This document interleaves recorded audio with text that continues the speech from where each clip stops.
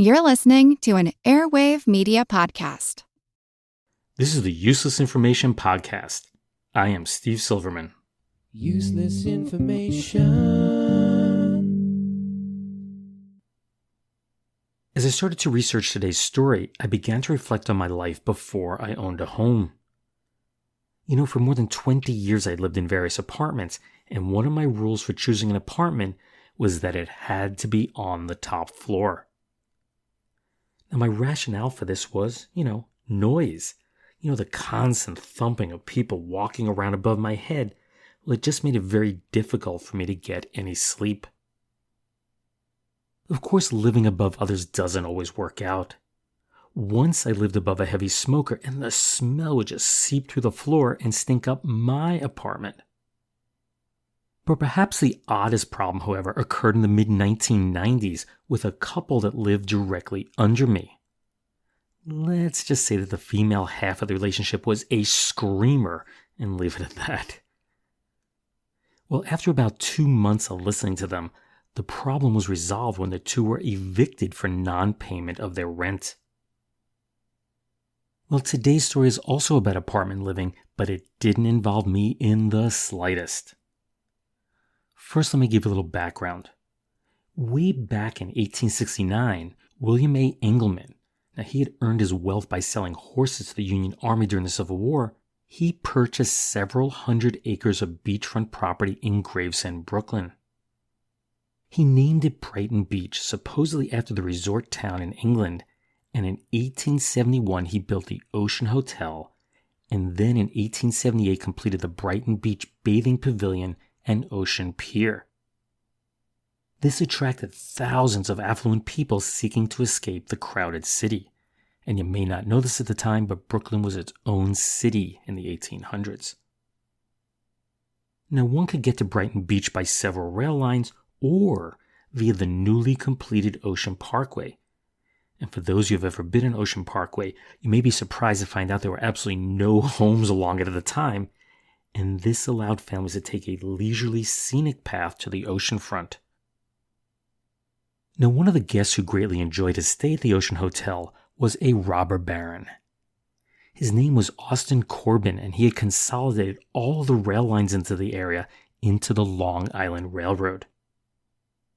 Well, he was incredibly wealthy and decided to purchase his own chunk of beachfront and build his own grand resort. In fact, it was the grandest of all of them. He named it the Manhattan Beach Hotel, and being an anti-Semite, he forbid Jews from staying there. Now, not to be outdone, William Engelman built the even larger Brighton Beach Hotel in 1878. He soon added the Brighton Beach Racetrack, which was followed by the Brighton Theater and the Brighton Music Hall. Unfortunately, the hotel was built too close to the ocean, and the constant battering of the waves threatened to undermine the very foundation of the hotel. In what would prove to be one of the major engineering feats of its day, the entire hotel, which was estimated to weigh in excess of 8 million pounds, it was placed on 112 rail cars and pulled along 24 sets of railroad tracks by 2 sets of 3 locomotives, and then moved 600 feet, or about 186 meters inland. Now, if you're not familiar with Brooklyn, let me see if I can describe this for you. First, you should realize that Brooklyn is really the western portion of Long Island. Now, at the bottom or southern end of Brooklyn, there are 3 beaches. Starting on the west, there's Coney Island, which is the most famous of the 3. Then as you move east, there's Brighton Beach. Then there's a little bit of a gap and you find Manhattan Beach. But really, they're all along the same shoreline. The incredible success of these hotels was not to last. And while there's no single factor that killed off their popularity, you could say it was partly due to the carnival-like atmosphere of nearby Coney Island. It spilled over into Brighton Beach, the construction of lower-priced hotels, a 1908 law that forbid betting at the racetracks. Of course, there's the Great Depression, the suburbanization of Brooklyn, and so on. Sadly, those grand Victorian hotels are long gone, and the only remaining evidence of this once spectacular vacation area is the boardwalk itself. In 1955, the late Brooklyn developer Alexander Muss took a long-term lease on 21 acres of property that faced the boardwalk at Brighton Beach. His grand plan was to construct high-rise housing on much of this land, but a 1961 rezoning law limited them to building just 2 tall buildings. And in fact, if you go there today, you'll see that the 2 buildings we're about to talk about are the tallest in the area. Called the Seacoast Towers, the first 16-story building was completed in 1961, and that was followed by a second 20-story tower in 1962. The complex, which sat directly on the location of the former Brighton Beach Hotel, contained a total of 590 apartments. An ad in the January 3, 1961 publication of the New York Times described Seacoast Towers as follows, quote, "Correction. It is not true that our 4-room, 1-bedroom apartments rent at $250. This misconception is understandable considering the outstanding features of our 16-story luxury apartments, the only apartments in Brooklyn directly on the ocean, just 37 steps from the boardwalk, beach, and ocean. Magnificent lobby designed by Maurice Lapidus. Striking canopy entrance, doorman service, men's and women's private beach locker rooms, private 14-foot terraces for every apartment, and more. The truth is that our 4-room apartments rent for only $160. Why not come up today and see for yourself?" Now the ad points out some more features. Mail chute, oak parquet floors, pre-war room sizes, 12 cubic foot GE refrigerator freezer, gallery foyer, separate dining room, oversized kitchen with brunch tables. Seacoast Towers, Brighton 14th Street at Boardwalk, Brooklyn. Well, I have to admit, that sounds spectacular, doesn't it? A 1-bedroom spacious apartment that overlooks the ocean for just $160 per month. If you adjust that for inflation, that'd be about $1,350 per month today. But perhaps the details that are most important to the story that I'm about to tell you appeared on May 10, 1959, on the front page of the real estate section of the New York Times. It reads, quote, "Airspace within the walls has been designed to make the building virtually soundproof. Vermiculite ceilings also help to reduce sound transmission between floors." Soundproof is not exactly the first word that one thinks of when you start to hear the details of an argument that occurred between 2 of the residents of Seacoast Towers. It's the story of 2 guys named Sam. The first is 55-year-old Sam Shire, who lived with his wife and daughter in apartment 16V at 35 Seacoast Terrace. That's the taller of the 2 apartment buildings. Shire was the maitre d' at the Hotel Diplomat in Manhattan and typically arrived home around 2 a.m. each morning. Exhausted, he would typically fall into a deep sleep and snore loudly. So to keep confusion between the 2 Sams to a minimum, I'll refer to Shire as Snoring Sam for the remainder of the story. Next up we have Sam number 2. That's 46-year-old Samuel Gutworth, who is a publicist and had to wake up early each morning to make his business rounds. When the Gutworths rented their apartment in the supposedly soundproof building, they got the surprise of their lifetime when they discovered that a thin wall separated their apartment from the next. He claimed to be able to hear mild whispers from the adjoining apartments. Worse yet, the Gutworth's bed was positioned on the other side of the wall from where Snoring Sam's bed was located. And just like clockwork, every morning around 2:30 a.m., the Gutworths were awoken by the loud sounds being generated from Snoring Sam's slumber. Sam Gutworth had no choice but to bang against the wall to wake Snoring Sam up. So I'll refer to Sam number 2 as Banging Sam. This snoring and banging back and forth ritual continued until January 20th of 1964. That's when Snoring Sam dragged Banging Sam into Brooklyn criminal court, charging him with making unnecessary noise. He claimed that Banging Sam had been knocking on his bedroom wall 5 or 6 times each night for the previous 6 months. As a result, Banging Sam was forced to hire a lawyer to represent him, a man named Joseph Mandel. He told Judge Matthew Fagan, quote, "Mr. Shire is a snorer of gigantic proportions and gives off an animalistic roar with the quality of a lion's roar that vibrates the rooms. The very anticipation of their beginning at about 2:30 a.m. every day has shaken my client and his wife, deprived them of sleep, injured their health, and, in fact, constitute an assault upon their persons." The judge questioned Snoring Sam as to whether he really did snore, to which he replied, "I don't know, I'm asleep." He added, "How would you like it if every time you settled down for a good snooze, some idiot started pounding?"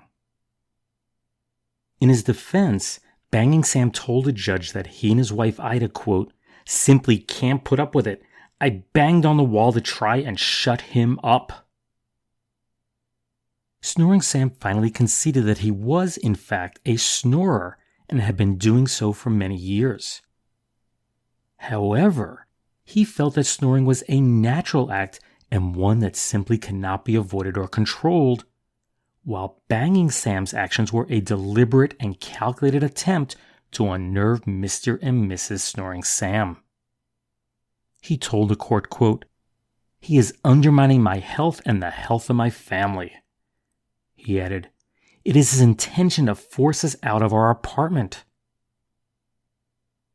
It's not that Banging Sam didn't try to talk the problem over with Snoring Sam. He suggested that he consult a doctor about his problem, possibly wear a snore warning device, whatever that is, switch bedrooms with his daughter, or move his bed to the opposite side of the room. Well, Snoring Sam refused to do any of these things. What a mess. Now, if you were Judge Fagan, how would you rule in this unusual case? Well, he didn't. He did the next best thing. He pushed the decision off into the future and told the two to return back to court on February 13th. He also suggested that Banging Sam file a cross-complaint, which he did do, and when they returned to court, he asked them to bring their wives. The judge wanted to hear their sides of the story, and he also asked that the two consult their landlord, that's Seacoast Homes Incorporated, to see if they could do something to help solve this problem. It wasn't long before this absurd story was picked up by the wire services and told in newspapers all across the country. The very next day after the court hearing, the New York Daily News ran a lengthy story featuring comments from both sides of this snoring war. Banging Sam told reporter Michael Mock, quote, "Let me put it to you this way. He can't help his snoring, but at least he could move his bed. It's cheek by jowl with mine, and when I said to him maybe he might move it, he said the best thing I could do would be to get earplugs." He added, "My problem is that my wife simply can't put up with it. Now what are we to do? I banged on the wall to try and shut him up, but that only woke him from a deep sleep." In response, Snoring Sam stated, "I mean, how on earth would you like it if every time you settled down for a snooze, some idiot started pounding rum-titty rump rump rump, or shaving a haircut 2 bits? A photograph that accompanied the article showed Banging Sam and his wife Ida in bed with a giant reel-to-reel tape recorder and a sound level meter sitting on the nightstand. They claimed to have hired a man to operate this equipment and measure how loud the snoring really was, but while waiting for Snoring Sam to arrive home, the operator fell asleep and awoke Banging Sam with his own loud snores. The Daily News reporter borrowed the equipment to try it out at various locales around the city. He determined that Snoring Sam was producing sounds that were equivalent to those produced by a hungry, growling Labrador retriever and a midget that was tap dancing. He also determined that Snoring Sam was only slightly quieter than a news copy boy cracking Brazil nuts open. Why anyone would think of these, I don't know, but I am not making this up. When the court date of February 13, 1964 finally arrived, Judge Fagan was not present. My guess is he must have decided to run as far away from this case as possible, and that was to avoid having to make a decision. Instead, Judge Arthur Dunoff presided over the proceedings. Snoring Sam was there with his newly hired lawyer, that's Irving J. Linder, but Banging Sam was a no-show. Snoring Sam told the court that he wished to withdraw his complaint against Banging Sam, and the judge agreed. The whole thing was thrown out. So why this sudden change of heart? Upon exiting the courtroom, Snoring Sam Shire told newsmen that everything was resolved because someone had built a thick sound barrier between the two apartments. The odd thing was that no one would take credit for building this new wall. Snoring Sam denied having anything to do with it, and Banging Sam Gutworth said he certainly didn't do it. And both the management at Seacoast Homes and the builders, that's Alexander Muss & Sons, they also denied having built it. Today, Seacoast Towers is a luxury co-op building. I did a quick check on Zillow, and the current selling prices range between $381,200 for a one-bedroom, one-bath to a high of $729,000 for a two-bedroom, two-bath unit. Yet, the only review on Yelp awarded 35 Seacoast Terrace a 1-star rating and states, quote, "Very thin walls, stupid neighbor watching TV all day, cigarette smell in the corridor, old building." Well, I guess that means that they never did soundproof the remaining walls in the building, and that's the reason why when my wife and I bought our house, I insisted that there be some space between us and our neighbors. On that note, I hope that everyone gets some nice, quiet slumber time tonight. Useless, useful, I'll leave that for you to decide. If you suffer from painful corns that make it agony for you to wear shoes, torture for you to walk, listen. There's an amazing liquid that's guaranteed to remove your corns or double your money back. It's Free-Zone Liquid Corn Remover, and it goes to work to cool and soothe the burning pain and starts to remove the corn the instant it's applied. Then, when continued use is directed, this amazing liquid actually removes the corn. There's no muss, no fuss. No need to wear bulky, uncomfortable-feeling pads. Get Freezone Free-Zone Liquid Corn Remover today with this understanding. If Free-Zone doesn't remove your corn and give you blessed relief from pain while it's doing it, we will give you double your money back.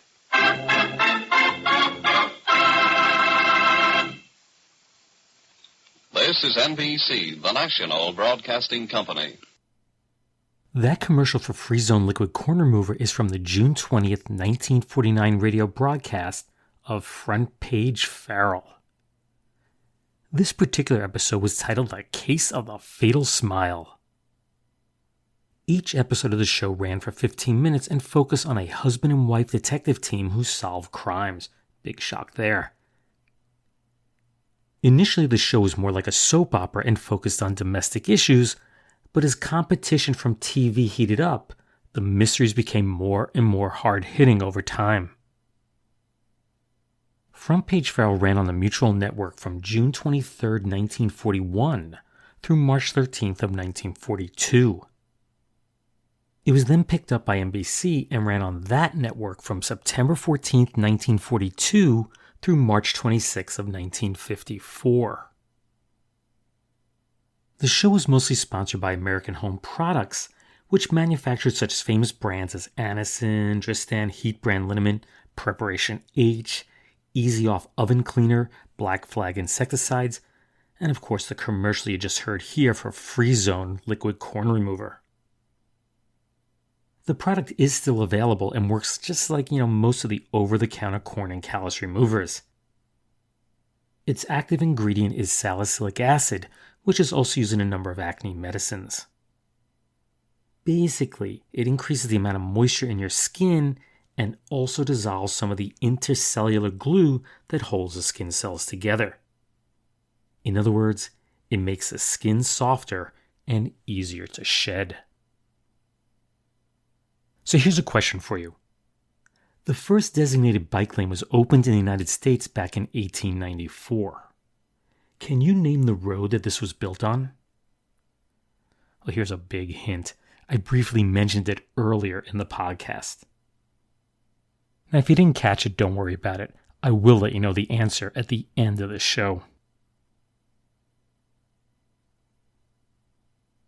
In other news, here are 3 stories that are just, highly unusual. On June 11th of 1941, it was reported that a 40-foot by 50-foot, that's about 12.2 by 15.25 meter, 5-story brick building that was owned by the Empire Storage and Ice Company in Kansas City collapsed unexpectedly. Well, it turns out that the building was filled with 30,000 bushels of popping corn that just seemed to spontaneously combust, and you know what happened next. It just began to expand and expand and expand. So powerful was the force that 2 railroad boxcars were overturned and nearly covered in bricks and popcorn.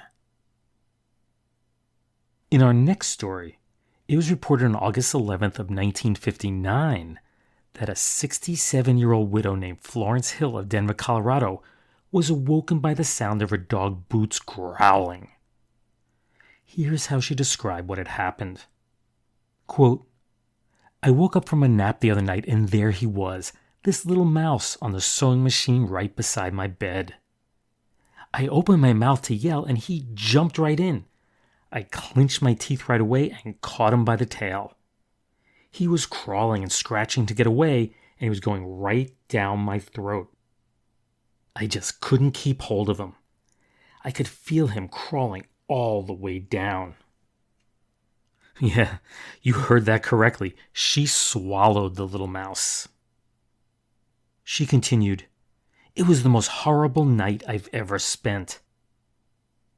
I went to Denver General Hospital yesterday. They x-rayed me and didn't find a thing wrong. They kept me there for 6 hours, then told me to eat and drink plenty and sent me home. I feel pretty good now."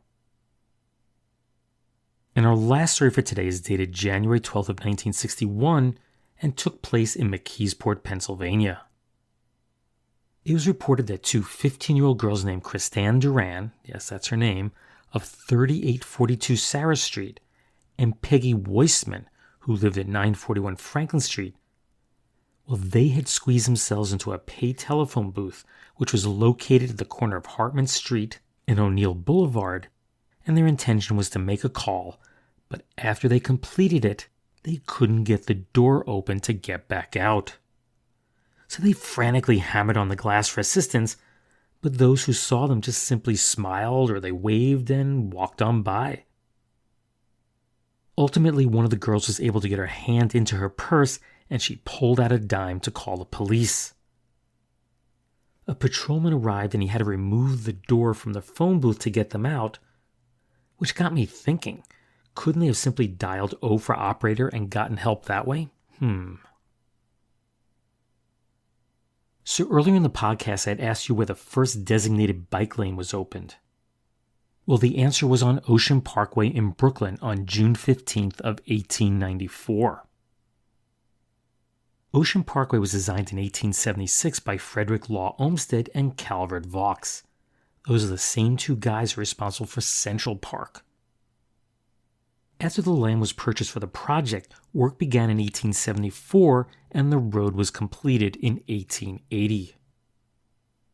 The nearly 5-mile or 8-kilometer road was just one of 4 parkways planned to radiate outward from the then newly constructed Prospect Park, which was also designed by them. Ocean Parkway was divided based on its function. There was a wide central lane that was designated for leisurely driving during the pre-automobile age, that means horse and buggy, although it quickly became popular for horse racing. There were 2 tree-lined walking paths flanking each side of the road, and out on the periphery there were service roads that were constructed to handle the commercial traffic. In 1892, riders began to petition for a separate bike path. As a result, in 1894, one of the walking paths was divided up and a crushed limestone surface was installed.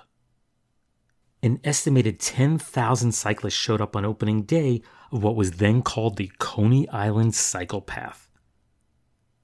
Demand for the bike path was so high that it was soon widened from its original width of 14 feet to 17 feet. That would be from 4.3 meters to 5.2 meters. 2 years later, a return path was built on the opposite side of the boulevard. To this day, a designated bike path still exists on the Ocean Parkway.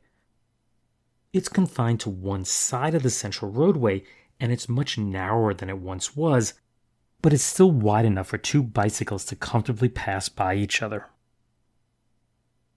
Well, that brings another episode of the Useless Information podcast to a close. As I've mentioned before, I'm in the process of writing a new book, and I've taken a brief break from my writing to record this episode that you're listening to. I have to admit that it's slow going, but I do have 6 totally new stories fully written.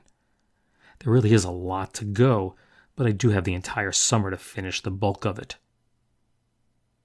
Now, if you'd like to receive an occasional update as to when the book will be finally available, you can just go to my website at uselessinformation.org and click on the image of the book on the left.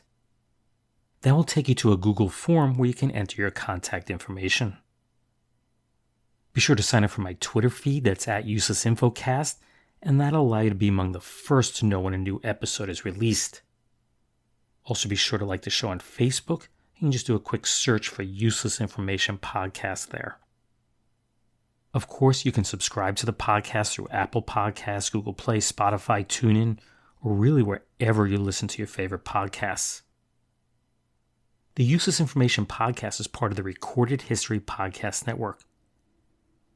Be sure to go to recordedhistory.net to learn all about the quality history podcasts that the network has to offer. As always, thanks for listening, and I hope you tune in next time. Bye.